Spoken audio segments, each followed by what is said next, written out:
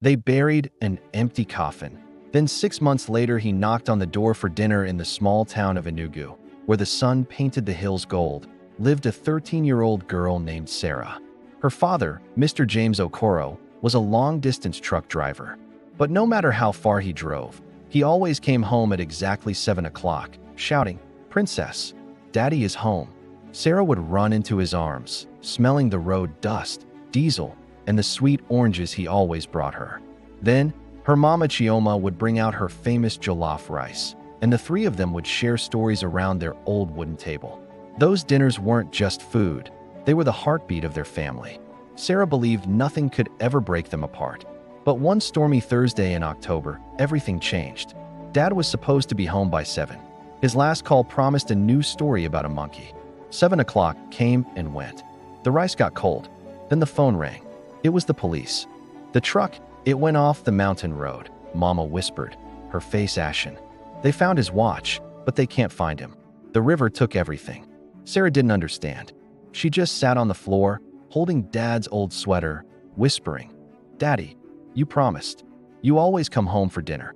2 days later, the whole town gathered for a funeral. The coffin was empty, holding only Dad's red cap and silver watch.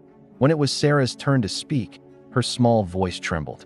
"Daddy, I got an A in English. You said you would be proud. Please come back.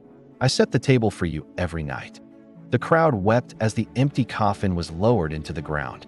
After that, the house felt like a tomb. The laughter was gone. The smell of jollof rice made Mama sick. Sarah just sat in her father's chair, waiting for a miracle that never came. 6 months passed like slow, heavy clouds. Every evening at 7, Mama still cooked. They set 3 plates. The empty chair sat there like a silent ghost, and Sarah would talk to it. "Today I scored a goal in football, Daddy. You would have shouted louder than everyone." Mama stopped singing.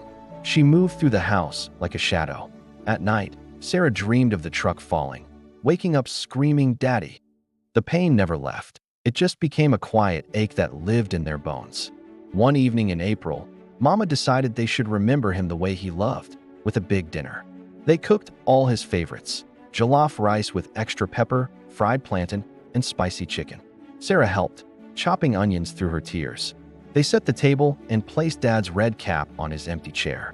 As they shared happy memories, the time Dad tried to teach her to drive and knocked over the flower pots, the time he brought home a baby goat thinking it was a puppy, Mama laughed for the first time in months. For a moment, it almost felt like he was there with them. Then came a knock on the door. 3 soft taps. Mama went to open it, thinking it was a neighbor. Sarah heard the door creak, then a sharp, broken gasp from her mother. Silence. And then a man's voice, rough and tired, said, "Chioma, my love, it's me." Sarah's heart stopped. She knew that voice. She ran to the doorway. There he stood, her father. He was thinner, his clothes were rags, and a long scar ran down his cheek. But his eyes, those warm, laughing eyes, were the same. Mama fell to her knees, sobbing. Dad's own tears cut paths through the dirt on his face. "I'm sorry I took so long," he whispered. "I came back for dinner, just like I promised." They helped him inside and sat him in his old chair. He took a bite of the reheated jollof rice and closed his eyes. "This is the taste that brought me back," he said. He told them how the crash threw him into the river. He woke up with no memory in a tiny, remote village. A kind farmer had taken him in. For months, he lived as a stranger, his past a complete blur. But little things would trigger something: the smell of cooking, the sound of a girl's laughter. One morning, 6 months after the crash, he woke up shouting, "Sarah? Princess, I have to go home." The memories flooded back. With no money and no shoes, he started walking. He walked for weeks, through forests and towns, sleeping under trees. Every night, he held the silver necklace he'd bought for Sarah, whispering, "I am coming home for dinner." They ate that night, Sarah on his lap, afraid to let him go. He pulled out the dirty but shining silver necklace. "I held this every single day," he said. Later, Sarah whispered, "I thought you were gone forever." He pulled her close. "Death tried to keep me, princess. But a father's love is bigger than death. And love always finds its way home for dinner." The next morning, the news spread like fire. A newspaper headline read, "Truck driver walks 400 kilometers to keep dinner promise to his daughter." People called it a miracle. But for Sarah, The only miracle that mattered was that the empty chair was full again. From that day on, every evening at 7, the three of them sat at the table. And every night, Dad would say the same words, "Princess, I'm home. What's for dinner?" But now, those words meant something more. They meant love keeps its promises.